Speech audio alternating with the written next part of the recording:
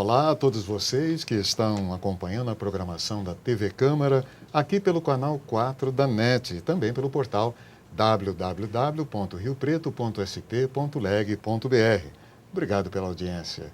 Este é o Câmara Cidadania, que tem o objetivo de levar ao nosso público um pouco mais de conhecimento sobre cidadania.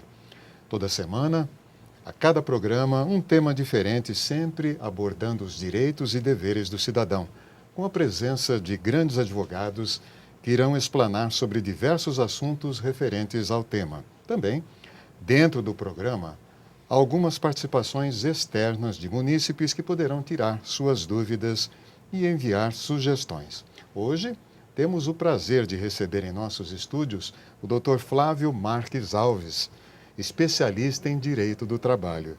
Obrigado, doutor, por aceitar o nosso convite. Seja bem-vindo. E vamos à primeira pergunta. Pois não. Doutor, toda relação de prestação de serviços é considerada como contrato de trabalho? Não, nem toda. Nós temos uma legislação trabalhista no Brasil que, inclusive, é bem antiga, é dos anos 40 do século passado. Foi editada no governo Vargas e ela estabelece os parâmetros para a relação considerada relação de emprego. Então, tem um artigo nessa lei que diz que para haver relação de emprego tem que ter 3 requisitos, que é a subordinação, que é o trabalho não eventual e mediante o recebimento de salário ou algum outro tipo de remuneração. Então, existem certas atividades que não preenche esses requisitos, porque eles precisam estar presentes conjuntamente. Então, às vezes, por exemplo, o que é um exemplo que a gente pode dar que é muito recorrente, é uma pessoa que presta serviço numa residência de forma eventual, um jardineiro que vá uma vez por semana, uma vez a cada 15 dias, uma faxineira que também não vá mais do que 2 vezes por semana. Então, apesar de haver uma certa habitualidade, não tem assim aquela subordinação e a pessoa também não está recebendo salário. Então, para haver esse contrato de trabalho, precisa ter esses requisitos que eu falei, e que principalmente que haja essa subordinação entre a pessoa que está prestando o serviço e aquele que está exigindo o serviço e pagando por ele. E diga-se de passagem, né, doutor, a prestação de serviços parece que a cada ano aumenta. Já é uma coisa até normal dentro das grandes cidades. E também as pessoas, cada vez mais, procuram até fazer uma cotação desses prestadores. Sem dúvida. Porque a incidência é muito grande. Muito grande. E, aliás, um assunto bastante palpitante, que inclusive está sendo objeto de debate até no Congresso Nacional, e que a Justiça do Trabalho, o juiz ainda tem uma certa restrição, é a chamada terceirização. Que é o quê? Justamente as empresas, ao invés de contratarem empregados, elas terceirizam aqueles serviços que eles necessitariam para outras empresas. Uhum. Então, por enquanto, a Justiça do Trabalho não está aceitando essa terceirização das atividades da empresa. E mesmo que a empresa faça, às vezes eles consideram que aqueles empregados da outra empresa possam ser considerados como empregados da empresa que terceirizou o serviço. Muito bem, doutor. A gente sabe que no meio da relação do trabalho, enfim, há muitos assuntos que a gente poderia estar discutindo, mas a gente vai pegar alguns pontos interessantes. Por exemplo, quais são as consequências da ausência do registro do contrato de trabalho? A gente sabe que tem muita gente que tem carteira, às vezes vai para o primeiro emprego, o patrão, às vezes, depois eu te registro, depois eu coloco algumas anotações na carteira, a pessoa vai ficando até por necessidade. Não é? E quais são essas consequências, doutor? São consequências sérias, porque a lei exige que o contrato de trabalho seja registrado a partir do primeiro dia. Ainda que se opte por fazer uma experiência, que a lei também prevê esse contrato de experiência, mas ele é registrado também. Então, a partir do primeiro dia do início da relação de trabalho entre trabalhador e empregador, é obrigatório que se faça o registro. Se não houver o registro, as consequências são piores para o empregador, porque ele, de qualquer forma, se depois o empregado resolver buscar a Justiça do Trabalho para reconhecimento desse contrato, ele vai ser obrigado não só a registrar, como pagar as contribuições previdenciárias e tributos incidentes sobre esse contrato de trabalho. E ele, inclusive, pode sofrer um processo crime, porque hoje criminalizaram também essa figura de não registrar. Eles criminalizaram e o empregador pode ser responsabilizado por isso. E às vezes, como você citou, a pessoa às vezes não leva a carteira ou não tem a carteira. Isso aí não pode servir de desculpa. O empregador tem outras formas de fazer o registro de contrato de trabalho, então ele tem que obrigar o empregado a trazer essa carteira ou então ele mesmo faz o registro. Mas essa escusa, essa desculpa de que a pessoa não trouxe a carteira não é aceita caso vá para um litígio na Justiça do Trabalho. E também é mal para o próprio empregado, né, doutor? Porque fica sem assistência, né? Sem dúvida, porque aí pode acontecer um caso sério, por exemplo, de se acontecer um acidente do trabalho, para que o empregado tenha direito ao recebimento de benefícios da Previdência Social, é obrigatório que o contrato esteja registrado. E se não tiver, ele não vai ter acesso. E aí o empregador também pode ser responsabilizado por não ter concedido ao empregado essa possibilidade de receber o benefício. Tá certo, doutor. Nós vamos agora para as ruas. Tem uma perguntinha para o senhor. Vamos lá? Doutor, para que serve a Justiça do Trabalho e como ter acesso a ela? Bom, Guilherme, a Justiça do Trabalho é um ramo do judiciário que foi criado justamente para resolver conflitos entre pessoas numa relação de trabalho. Então, conflitos entre empregadores e empregados. Geralmente, a maioria das vezes, é o empregado que busca a Justiça do Trabalho para ver reparado ou buscar algum direito que não tenha sido observado pelo empregador. Então, geralmente, às vezes, falta de registro de contrato de trabalho, às vezes, muitas vezes, mas que é recorrente na Justiça do Trabalho, o recebimento de horas extras que não foram pagas pelo empregador, às vezes o recebimento de alguma diferença salarial, que tem empregadores que às vezes não respeitam o valor do salário daquela categoria, então o empregado, apesar de quando recebe menos, ele pode buscar as diferenças, recebimento de indenizações por acidentes, indenizações por prática de ato ilícito, inclusive assédio moral, que hoje está em moda também na Justiça do Trabalho. E para ter acesso, a Justiça do Trabalho ela ainda considera que não há necessidade de se ter um advogado. Mas isso aí está mudando, inclusive tem um projeto de lei para que a pessoa tenha assessoria de um advogado, de uma assessoria técnica, porque geralmente a outra parte sempre busca um advogado para se defender. Então aí ficaria uma disparidade entre quem busca a justiça e quem vai se defender. Então para ter acesso à Justiça do Trabalho, eu recomendo que se procure um advogado especialista, e nós temos muitos aqui em São José do Rio Preto, para que essa pessoa entre com uma ação perante a Justiça do Trabalho. Doutor Flávio, nós vamos falar agora com as empregadas domésticas. O contrato de trabalho delas sofreu alguma alteração? Sofreu. As empregadas domésticas, na Constituição de 88, inseriram um artigo especialmente para elas. Mas por quê? Porque na Constituição tem uns artigos que estabelecem o direito dos trabalhadores. Só que com relação às empregadas, houve criar esse artigo como exceção, porque ela não teria nem todos os direitos. Então, por exemplo, a empregada doméstica, até hoje, houve uma lei que mudou, que não tinha direito ao fundo de garantia por tempo de serviço. Era opcional do empregador recolher ou não o fundo de garantia por tempo de serviço. A maioria das empregadas também, a grande parte delas não tinha o registro, apesar que a lei já exigia o registro. Mas hoje já a nova modificação já obriga o registro do contrato de trabalho, a contribuição previdenciária.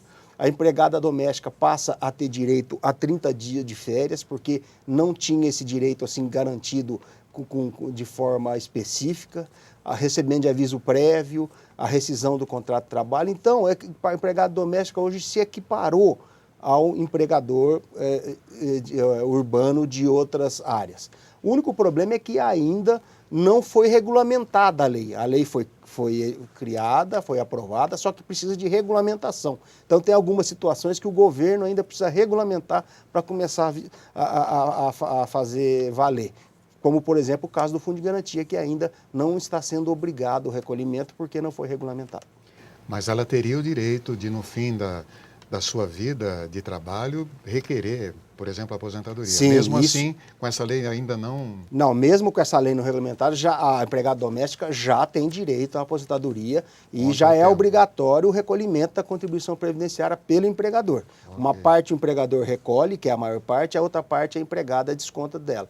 Mas, independentemente da nova lei, ela já tem esse direito já garantido há bastante tempo. Falando ainda das empregadas domésticas, doutor, aquele patrão, aquela patroa que não quiser registrar na carteira profissional, ela pode fazer simplesmente um contrato, é válido, ou alguma coisa parecida, ou há necessidade que se faça o registro na carteira profissional? Se houver um trabalho, hoje eles estão entendendo mais de 2 dias na semana de uma pessoa para um empregador doméstico, eu recomendo que se faça o registro, porque configura a relação de emprego, ainda que seja só 3 dias. Então, se for como as chamadas faxineiras, que elas vêm, ainda que sejam 2 dias, aí depois trabalham em outras casas, aí a justiça entende que não configura o contrato de trabalho. Mas mais de 3 dias, configurou relação de emprego, é obrigatório o registro, sob pena de sofrer aquelas sanções que eu já disse numa pergunta específica sobre o registro do contrato de trabalho. Tá certo, doutor. Nós vamos a mais uma participação nas ruas, doutor. Um telespectador quer falar com o senhor. Para que serve o sindicato? Bem, Máximo, os sindicatos, eles foram criados também na lei que criou o direito do trabalho no Brasil, eles foram criados para representar as categorias profissionais dos trabalhadores, porque os trabalhadores de vários segmentos, se eles ficassem assim sozinhos, sem representação, ficaria difícil de reivindicar melhorias, reivindicar cumprimento da legislação do trabalho. Então, a lei previu a criação de sindicatos. Então, os trabalhadores se reúnem em sindicatos, e esses sindicatos, de acordo com a lei, até com a Constituição, eles têm legitimidade para representar os trabalhadores. Então, e também existe o sindicato que representa as empresas, os empregadores. Então, isso aí, com o passar dos tempos, foi se tornando, dinamizando, e hoje a gente vê que as negociações envolvendo todo tipo de questão trabalhista são feitas pelos sindicatos. E a maioria das vezes os sindicatos celebram acordos, são chamados acordos coletivos. Esses acordos são celebrados entre os sindicatos dos empregadores com o sindicato dos empregados, e eles existem regras, existem cláusulas, e depois eles ficam valendo como se fosse uma lei. São estipulados benefícios e deveres para ambas as partes, e aí toda a categoria, tanto o empregador quanto o empregado, é obrigado a respeitar essa negociação coletiva. Então, o sindicato, eu entendo que ele é muito importante, deveria haver, assim, uma atuação maior. Eu entendo que o sindicato, às vezes, está deixando a desejar, principalmente o dos empregados, mas eles são fundamentais nessa questão de relação de emprego.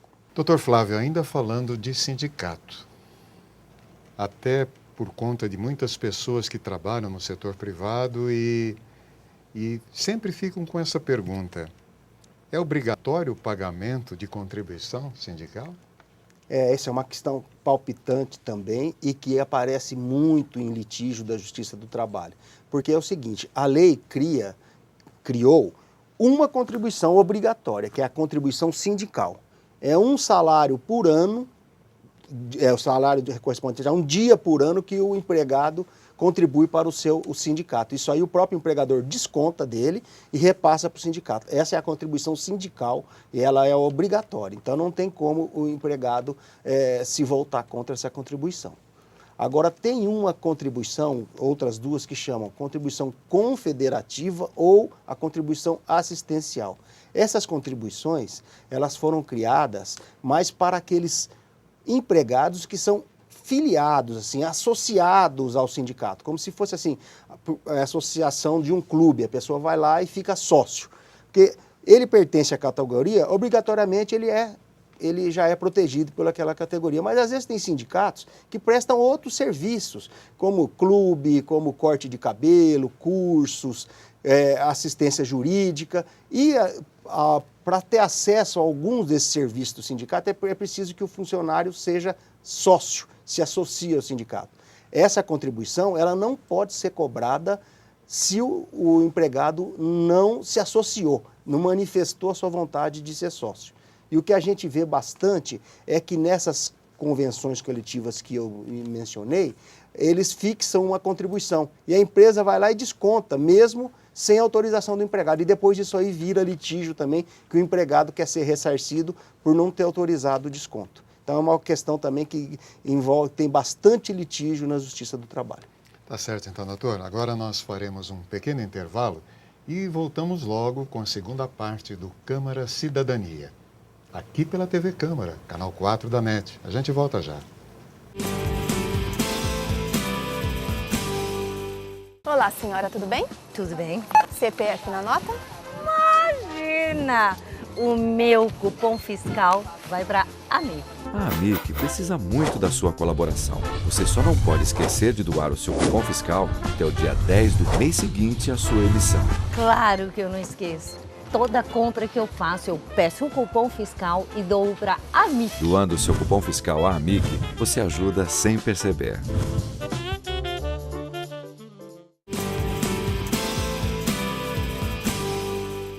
Estamos de volta com o Câmara Cidadania aqui pela TV Câmara, o canal 4 da NET. Hoje, com a presença do advogado brilhante, Dr. Flávio Marques Alves, especialista em Direito do Trabalho. Doutor, o que é um trabalho insalubre ou perigoso? Ah, sim. Bom, existem certas atividades, certas categorias profissionais que o trabalho exercido pelo empregado ele tem contato com agentes considerados insalubres. Então, são assim, agentes químicos, ruído, poeira, esses biológicos, por exemplo, em hospital tem pessoas que são internadas em isolamento, tudo, então há o risco de contágio com agentes biológicos.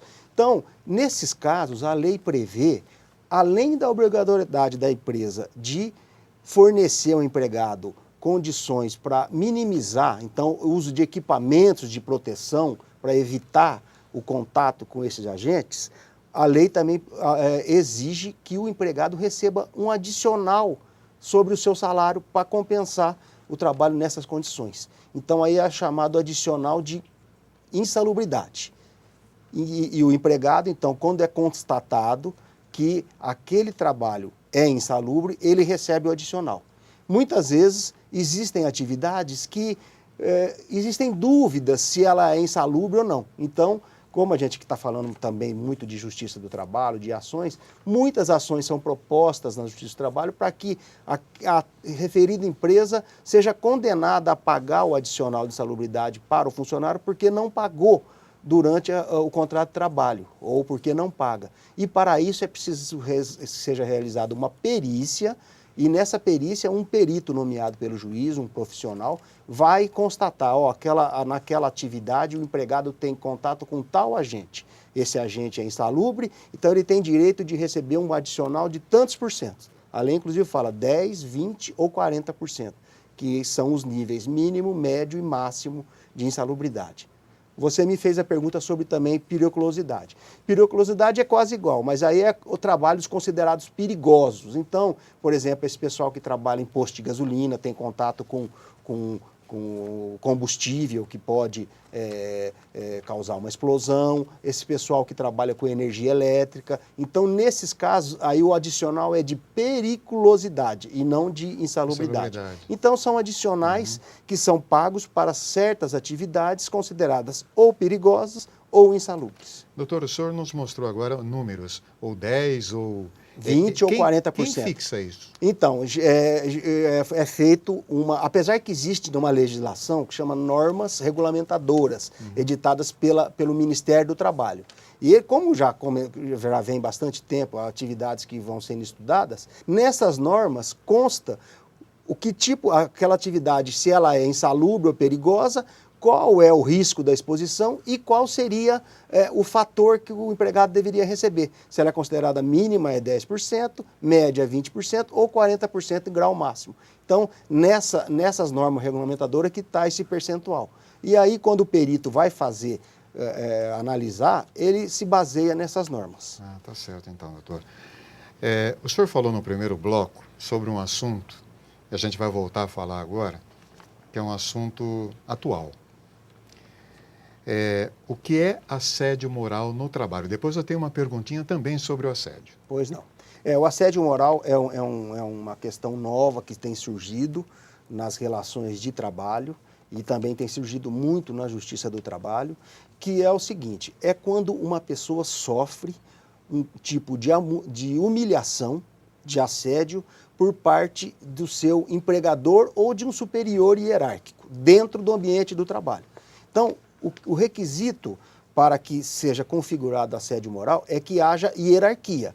Dois funcionários da mesma posição, que trabalham no mesmo local, juntos ali, se um ofender o outro ou houver uma humilhação, não é considerado assédio moral porque não existe uma subordinação de um para com o outro. Mas quando um chefe, um patrão, começa a humilhar o empregado, começa a debochar do empregado na frente dos outros empregados, ou até submeter a revista humilhante, isso aí é considerado como assédio moral. E a justiça entende que é passível de indenização. Então, indeniza-se a pessoa por ter sofrido assédio moral, é como se fosse o dano moral. É um dano moral na Justiça do Trabalho para essas situações que eu me disse. E ela acontece tanto na relação de emprego da área civil, quanto acontece muito também no emprego público, principalmente no emprego público. E daí a nossa segunda perguntinha. Pois não. A consequência no caso de uma comprovação de assédio. Então, existem consequências, assim, como eu disse, pode ser inclusive o seguinte, pode ser justa causa para o empregado pedir demissão do emprego, porque o empregado, se ele pedir demissão por livre e espontânea vontade, ele vai deixar de receber alguns benefícios. Se ele resolve se demitir, por qualquer motivo que não seja assédio moral, ele vai receber. Aí, então, ele deixa de receber o aviso prévio, ele deixa de sacar o fundo de garantia, não recebe aquela multa de 40% sobre o fundo de garantia. Mas, no caso, se ele sofrer assédio moral e for uma situação que continua, é permanente, ele pode pedir demissão, pode rescindir o contrato de trabalho e pedir para que a justiça considere que essa rescisão foi motivada pelo assédio. Aí configura como se ele tivesse dispensado. Aí ele passa a ter direito a todos esses benefícios. E o outro que eu disse, que é o que está mais, que ele tem tido mais direito, é de receber uma indenização reparatória por ter sofrido esse assédio moral. E isso aí é bastante recorrente e tem acontecido muito. E como a gente fala de assédio moral, a gente fica pensando, doutor, e para provar? Exatamente. Você fez uma pergunta importantíssima. É uma situação complicada, porque para provar ele vai precisar de depoimento de pessoas, do ambiente, do trabalho, tudo. E às vezes fica difícil, porque quem testemunhou a ocorrência disso aí são pessoas que continuam trabalhando. Então, realmente é uma situação muito difícil. Pode ser que aconteça, às vezes, de forma documental. Às vezes tem uma câmera, e-mails, hoje existe muito essa questão eletrônica, né? Tudo é muito por mensagem eletrônica. Aí esse tipo de prova serve também. Mas, geralmente, a prova testemunhal é muito difícil de se fazer. Doutor, nós vamos mais uma vez para as ruas. Tem mais uma perguntinha para o senhor. Doutor, quais são os direitos do empregado que sofre acidente de trabalho? O empregado que sofre acidente do trabalho, ele tem direito, primeiro, caso seja um acidente assim que demande que ele se afaste do trabalho, ele tem direito ao afastamento. Então ele pode apresentar um atestado e ele tem direito a ser afastado para poder se recuperar. De acordo com a legislação, os primeiros 15 dias de afastamento, o empregado recebe da empresa. Então a empresa tem que garantir os salários dele nesses 15 dias. Se ultrapassar esses 15 dias de trabalho, de suspensão do contrato, aí ele é remetido para a Previdência Social e aí ele passa a receber um benefício previdenciário do auxílio acidente. Então, o acidente do trabalho, ele passa a ser amparado pela Previdência Social. Por isso que é importantíssimo o registro do contrato de trabalho, porque para receber esse benefício ele tem que estar registrado. E, então, ocorrendo o acidente do trabalho, há essa suspensão do contrato de trabalho e ele recebe esse benefício. Pode acontecer, e às vezes acontece, que o acidente seja por culpa da empresa, por negligência, por não ter tomado precaução com relação à segurança do trabalho. E, nesse caso, o empregado também tem direito ao recebimento de uma indenização. Indenização não só pelo fato de ter perdido a capacidade de trabalho, que às vezes é um acidente que causa uma sequela, então ele tem direito de receber por ter perdido parte da sua capacidade de trabalho, e também indenização por danos morais. E, então, o acidente do trabalho também é muito recorrente nas relações de emprego, principalmente em casos de risco, em trabalho de risco, como construção civil, como indústrias metalúrgicas, é um assunto muito recorrente. Doutor Flávio, mais um telespectador querendo fazer uma pergunta para o senhor. Quais as formas de rescisão de contrato de trabalho? Bom, as rescisões de contrato de trabalho, elas são feitas ou pelo empregador demitindo o empregado, ou o empregado pedindo demissão. E também pode acontecer da empresa encerrar suas atividades, aí quando não há culpa de ninguém, a empresa encerra suas atividades, naturalmente o contrato de trabalho tem que ser rescindido. Quando o empregador ele resolve demitir o empregado, ele tem que apresentar um aviso prévio, um comunicado de dispensa, e no qual ele concede ao empregado um tempo para que ele, que é chamado aviso prévio, para que ele possa procurar outro emprego. E aí, quando terminar esse período de aviso prévio, é feita a rescisão. O empregador pode dispensar o empregado do cumprimento desse aviso, mas ele tem que remunerar. E também a outra forma é o empregado pedindo demissão, aí ele mesmo resolve rescindir o contrato de trabalho e da mesma forma ele tem que ser indenizado, mas não todas as indenizações como se tivesse sido demitido. Doutor, uma última pergunta. A gestante, ela tem direito ao emprego mesmo tendo constatado a gravidez após ser demitida? Sim. Antigamente havia bastante conflito com relação a isso, que precisaria que a gestante, para ter a garantia de emprego, porque ela tem garantia de emprego desde a constatação da gestação até depois do parto, um período grande depois do parto.